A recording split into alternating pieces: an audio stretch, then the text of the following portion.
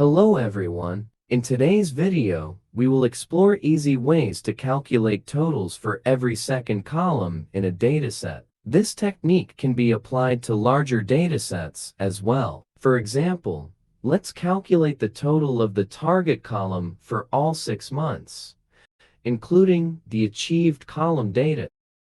One simple way is to use the sum function by selecting the cells excluding the achieved column. Then, press Ctrl+D and Ctrl+R to fill the formulas. However, for larger datasets with numerous columns, using the sum function may be time-consuming and may even yield incorrect results.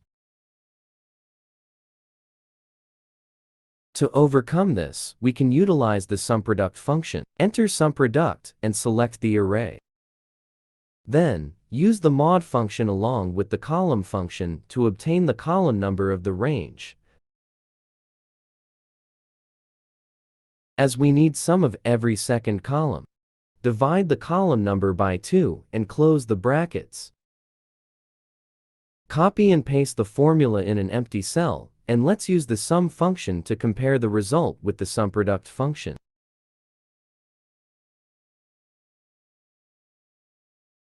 You will notice that the result is the same, indicating that both methods yield the correct total.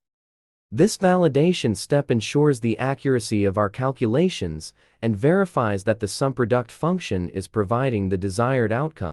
Let's replace the formula from sum to SUMPRODUCT and autofill the entire dataset. As we observe the results, we can see that the formula has correctly calculated the totals for each row. By using the SUMPRODUCT function, we can further enhance the formula. After selecting the array, add double negatives to convert Boolean values to binary. Include the mod function along with the column function. Set the same array as the argument. Divide the result by 2, and close the brackets. The result should equal 0. To confirm if the result matches, test it using the sum function.